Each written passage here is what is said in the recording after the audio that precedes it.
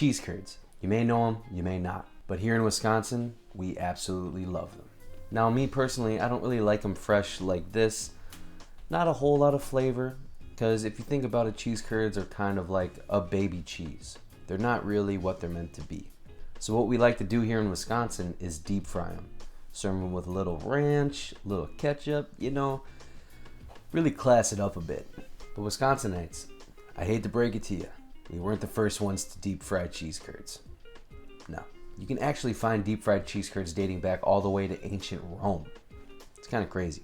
It's a little dish known as globuli. Globuli. Nailed it. What they do is they dredge the cheese curds in a little bit of semolina flour, fry it in a little olive oil, and then they drizzle a little honey over the top. That sounds pretty good. So why are cheese curds such a big thing here? You got to go back a little bit where settlers from the east of the nation, including German and Swiss immigrants, migrated over to Wisconsin. They decided to bring their cheese making knowledge and traditions with them. Then by 1922, Wisconsin had accumulated over 2,800 cheese factories, where we now produce over 2 billion pounds of cheese. So since we have so many cheese factories and companies, we have the absolute best options for cheese curds. Cheese curds typically eaten in Wisconsin are a byproduct of cheddar cheese making process, kind of leftover little curds. So someone decided long ago just to package them up and sell them because they're kind of good when they're really fresh. You eat them, got a little bit of a squeak to them, and they're pretty unique. I think the best way to do them is deep fried. So let's check that out. Cheese curds. When fresh, they're nice and squeaky, but they don't pack a punch in the flavor department. So let's batter and deep fry these puppies. But first, throw those curds in your freezer for about 20 to 30 minutes, and let's start by making some ranch.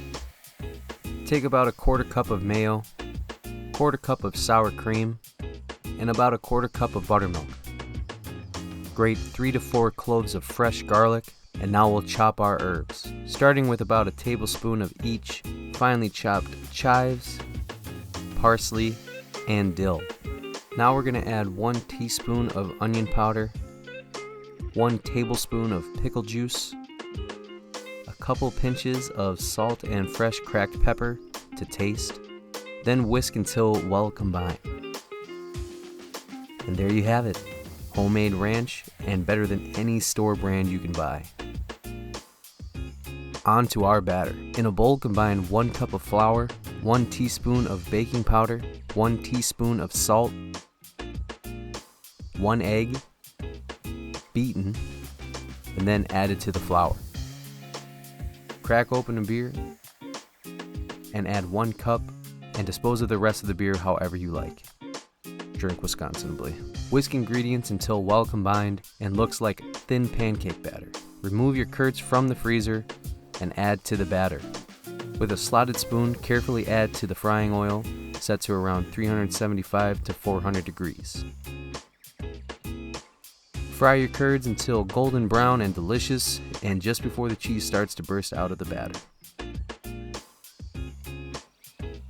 Lay out on a paper towel lined sheet tray and admire your pile of golden delicious cheese nuggies. Now you gotta try one of these fresh out of the fryer for quality assurance. And oh my gosh. Yep, they're amazing. So there you have it. Beer battered cheese curds with homemade ranch. What is that? Are those brats?